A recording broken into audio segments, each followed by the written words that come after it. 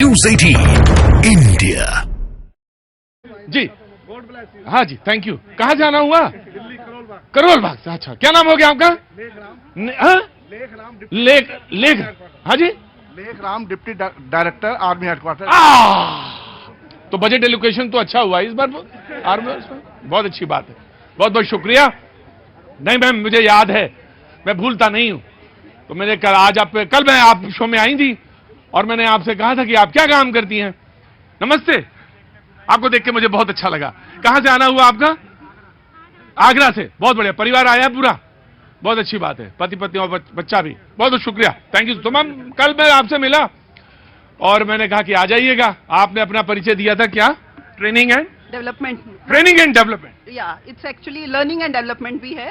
Learning and development भी है। तो मैंने आपसे पूछा कि आप मेरे शो में आइए। बहुत सारी स्कोप है शो में, बहुत सारे लोग जानना चाहते हैं, बहुत सारे लोग गांव कस्बे छोटे शहरों में मुझे देखने वाले लोग बहुत सारे हैं। वो समझना चाहते हैं, सीखना चाहते हैं, क्या करें, कैसे पढ़ें, कैसे रहें, जिंदगी का फलसफा कैसे समझे, बहुत सारी चीजें। आज तो बच्चा पढ़ते पढ़ते ऊब जाता है, तमाम तरह से भटक भी जाता है। तो और आप आ गई, इत्तेफाक से ऐसे बहुत सारे लोग शो में मेरे आते रहे हैं। जैसे मिसाल के तौर पर यही नेतागिरी करना चाहते हैं। इनके लिए कुछ सुझाव है आपके लिए? आपके पास है जी? ऐसे ही सच के आते रहिए। गजब है मैम, आप बैठिए। बिल्कुल इस शो के लिए बनी है आप, इस शो के लिए बिल्कुल बनी है। इस तरह सज के आते रहिए, बारात तो एक दिन बन ही जाएगी। मैम नाम मैं जानना चाहता हूं आपका। जी मेरा नाम सिमी खत्री है। सिमी खत्री जी, बहुत स्वागत है। मैं आज आपको जोड़ता हूं अपने इस भैया जी के प्रोग्राम से। जब भी मौका लगे आइए और कुछ सुझाव दीजिए उन लोगों के लिए, उन युवा लोगों के लिए जो कुछ करना चाहते हैं। सच में ये शो सिर्फ महज शो नहीं है कि आए और बात करी और चले गए, जैकेट नहीं लेके आ रहे, पुरानी है, ये सब नहीं। कुछ नई चीज, कोई नई चीज बताइए।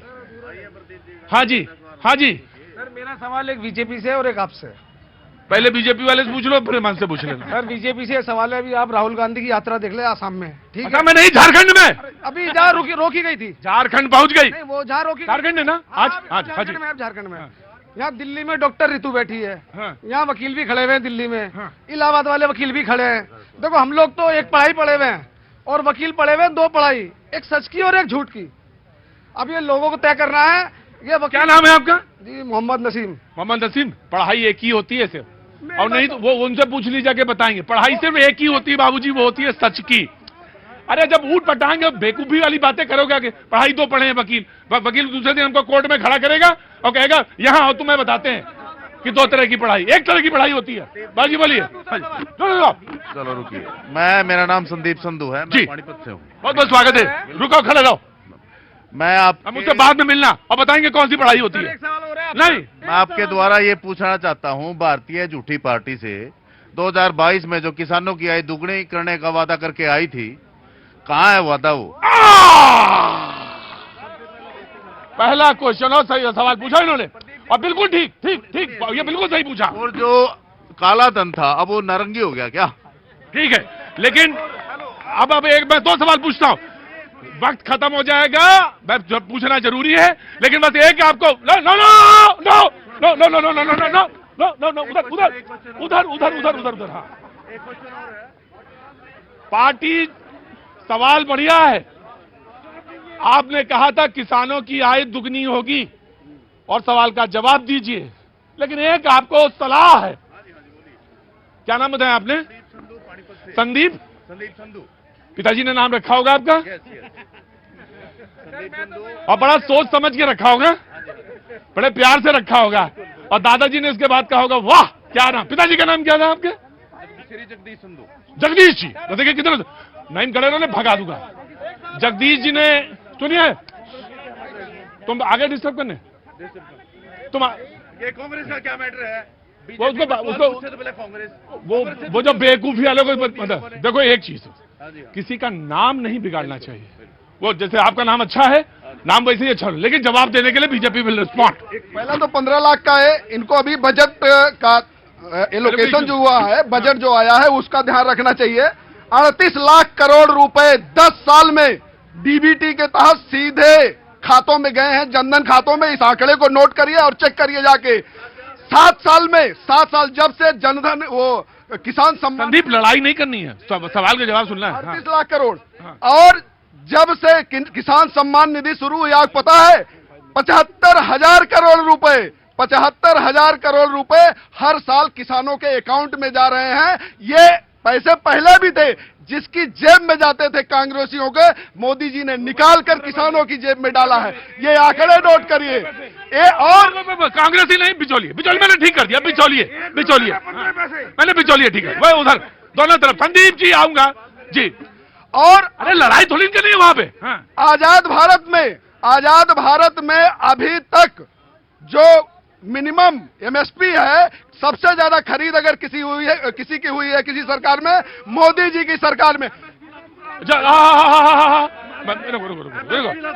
अरे रुको, नहीं एमएसपी लागू क्यों नहीं कर रहे आप लोग? एमएसपी लागू कर दी क्या? एमएसपी क्या होता है? प्रदीप जी सुनिए, रुकिए, आपको पता ही नहीं है एमएसपी क्या है? Minimum support price. सुनो प्रदीप जी सुनो, मिनिमम सपोर्ट प्राइस का मतलब है कम से कम लागत मूल्य तो मिले हमें, ठीक है? आजकल किसान अनपढ़ नहीं रहे। आप लोगों की सोच ये है, किसान है, हाँ बिल्कुल, ये किसान अच्छे कपड़े नहीं पहन सकता क्या? पहन सकता है, मैंने पूछा बस, सिर्फ आप नाराज ना हो। आप मैं आपसे नाराज नहीं हूं, मैं इनसे पूछना चाहता हूं, इनकी सोच ये है किसान फटी धोती में हो। किसान सबसे महंगी जैकेट पहन के आएगा, समझ लीजिए सबसे अच्छी बात है। और किसान को राइट है, किसान के बेटे को भी राइट है पहनने का अच्छे कपड़े, अच्छे दिखने का। बिल्कुल बिल्कुल राइट। बाबूजी आया मैं जी। हाँ जी सर, नमस्ते। नमस्ते सर। मेरा ये सर अब लड़ाई नहीं संदीप, लड़ाई नहीं। रिजर्वेशन खत्म होना चाहिए सर। हाँ? रिजर्वेशन खत्म होना चाहिए। क्या रिजर्वेशन खत्म होना चाहिए? कौन चीज? जो नौकरियों में मिलता है। भैया संदीप, तुमसे ज्यादा गहरा सवाल आ गया। और भैया ने सवाल पूछा, कहां से आना हुआ आपका? राजस्थान, जोधपुर। क्या नाम? वीरेंद्र। क्या सवाल? रिजर्वेशन खत्म होना। ये मेरा भैया ताब नहीं है कि इस सवाल को मैं यहां ले पाऊंगा भी। ना, मेरे ताब तो नहीं है। ये बड़े बड़े नेता नहीं जब जेल पा रहे हैं तो मैं क्या हूं पिद्दी का शोरबा।